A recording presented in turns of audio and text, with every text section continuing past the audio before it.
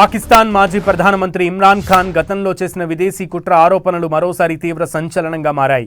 ఆయన్ను అధికారంలో నుంచి దించేయడం వెనుక అమెరికా హస్తం ఉందంటూ అప్పట్లో రేగిన దుమారానికి బలం చేకూర్చేలా టాప్ సీక్రెట్ డిప్లొమాటిక్ కేబుల్ సమాచారం ఇప్పుడు బయటకు వచ్చింది. అదేంటంటే డ్రాప్ సైట్ అనే పరిశోధనాత్మక వార్తా సంస్థ ఈ ఒరిజినల్ డాక్యుమెంట్ను బహిర్గతం చేయడంతో పాక్ రాజకీయాల్లో ఒక్కసారిగా అలజడి మొదలైంది.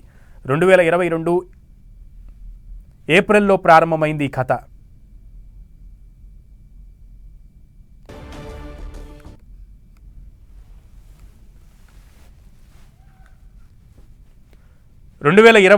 ఏప్రిల్లో ఇమ్రాన్ ఖాన్ ప్రభుత్వంపై అవిశ్వాస తీర్మానం జరగడానికి కొద్ది రోజుల ముందు అమెరికాలోని అప్పటి పాక్ రాయబారికి యుఎస్ స్టేట్ డిపార్ట్మెంట్ సీనియర్ అధికారి డొనాల్డ్ లూకు మధ్య జరిగినటువంటి ఒక కీలక సమావేశం వివరాలు ఇందులో ఉన్నట్లుగా తెలుస్తోంది.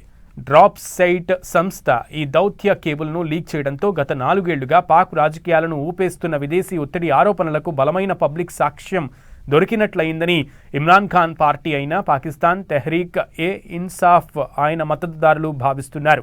ఇమ్రాన్ ఖాన్ను పదవి నుంచి దించేసి జైలుకు పంపితేనే అమెరికా పాకిస్తాన్ మధ్య సంబంధాలు మెరుగవుతాయనే అర్థం వచ్చేలా అమెరికా చాలా స్పష్టమైన సంకేతాలు ఇచ్చినట్లు లీక్ అయిన దౌత్య కేబుల్లో ఉన్నట్లుగా తెలుస్తోంది. అమెరికా అధ్యక్షుడిగా డొనాల్డ్ ట్రంప్ తన మొదటి విడత పదవీ కాలంలో ఉగ్రవాద నిర్మూలనకు పాకిస్తాన్ తగిన చర్యలు తీసుకోవడం లేదంటూ ఆ దేశానికి సైనిక సాయాన్ని నిలిపివేశారు.